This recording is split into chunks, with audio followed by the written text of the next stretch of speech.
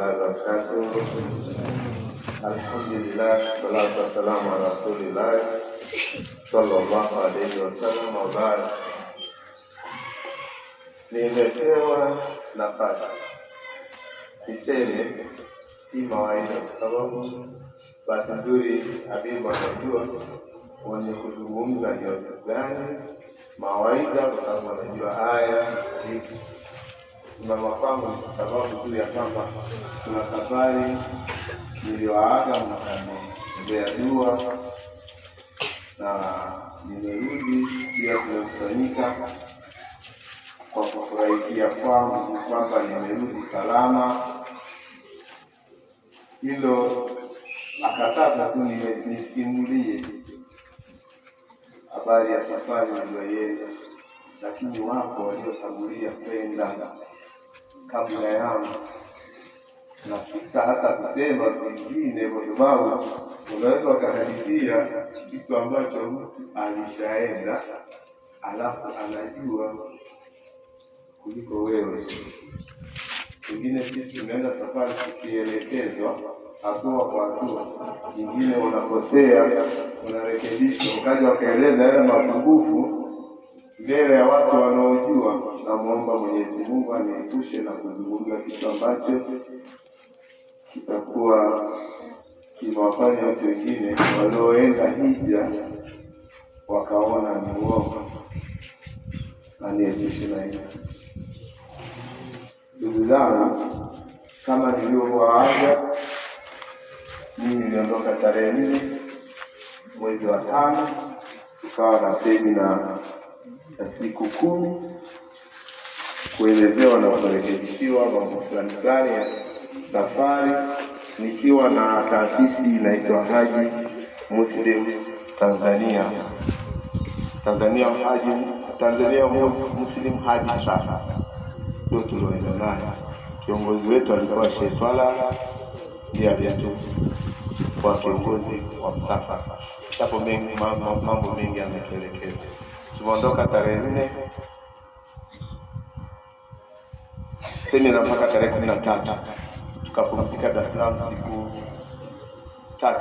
siku mbili, kisha tarehe 17 saa 10 alfajiri ya kuamkia tarehe 18 tuko safarini. Kuanzia alfajiri ya tarehe 18 tulifika Oman, kisha tukabadilisha usafiri, lakini shirika la ndege ni hilo hilo. Tukafika Jeddah mnamo saa 12 kasoro, kisha tukasafirishwa kwa mabasi kwenda Maka. Tukafika mnamo saa 2 kidogo hivi, tukatulia kidogo, kisha tulipopata chakula tukaenda kufanya umra. Manake hija yetu ilikwenda kwa kuanzia na umra, kisha tukaja kumalizia na hija. Kwa hiyo tulifanya inaitwa tamattu. Kwa hiyo usiku ule ule tukaenda tukafanya umra, kamaliza, tukaja tukapumzika. Baada ya hapo tukawa tunasubiri sasa tarehe ya hija, ambayo ilikuwa kuanzia yale masiku ya tarehe 8 kuelekea tarehe 9 kwenda Arafa. Kwa hiyo tulipomaliza siku nyingine tulibaki kufanya madogo yale ambayo wewe unayaona ni makubwa, utafanya mwenyewe, kama kwenda kufanya sala zote katika msikiti wa Haram ili kupata laki. Kama msali pale sala moja sana laki moja. Kwa hiyo ikawa ni bidii ya hiyo. Tumefanya hivyo kwa siku karibu 5-6 mpaka kufika tarehe 27. Tarehe 27 mwezi wa 5 ndio ilikuwa mwezi 8, ndio tukaazimia kwenda sasa safari ya kwenda Mina kwa ajili ya kujiandaa tuamkie alfajiri kwenda Arafa. Kwa tulifika Mina, tukapumzika tukapumzika. Usiku ule ule wa tarehe 8, yaani mwezi 8, tukajiandaa kwenda Arafa. Tukaamka pale tukaenda tukafalia Arafa subuhi, pia tukasali subuhi. Katikati hapa tukawa na kongamano la mashehe kutuelekeza nini cha kufanya, yaani kutuonyesha njia tawasali mbalimbali, dhikri mbalimbali. Ilipofika baada ya dhuhuri, ikawa sasa ni wewe na Mola wako. Siku ya Arafa ni 9, ikawa ni sisi kila mmoja sasa kwa wewe na Mola wako.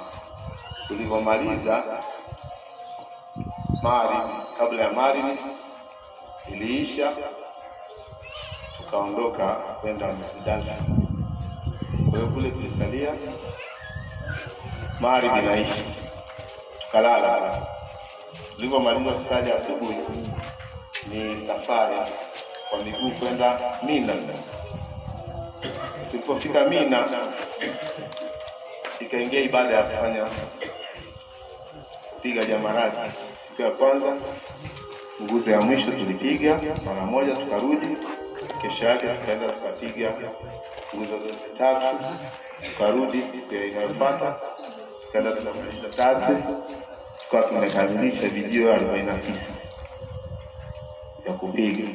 Na wakati tunapiga tukasisitiza kwamba watu wanairuka kabisa pale, yaani tunampiga shetani anapandisha na yeye kabisa. Tukasiwa kwamba yule shetani aliyepigwa na Nabii Ibrahim, wewe usimkusudie yule, kusudie nafsi yako. Kwa hiyo tulikuwa na vijana na sisi tukapiga video. Baada ya hapo tumerudi Maka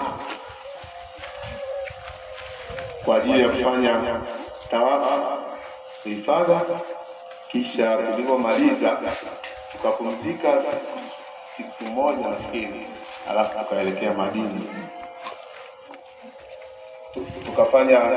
Tukafanya tawafu ya ifadha, alafu kesho yake tukafanya wadaa na kuondoka kwenda Madina. Madina kule ibada za kule kubwa ni mzuri kubwa kule kukufungamanisha nyoyo zako na Mtume. Wallahi ni neema kubwa. Kwa siku tulizokaa Madina, huna cha kufanya, tunaambiwa kule ni ziara.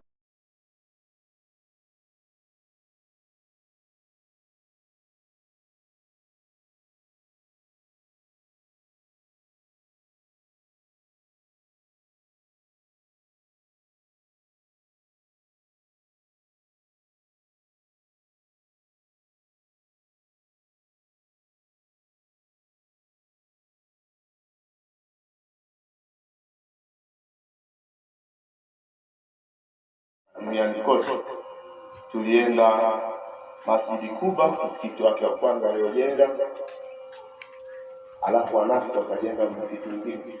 Hapa nakosea msikiti nakosea zaidi.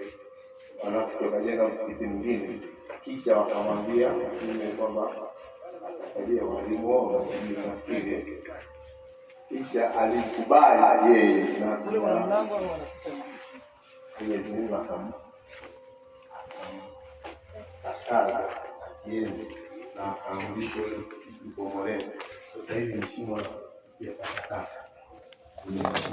Kwa pale sali raka 2, kisha tukaenda msikiti wa Zaid.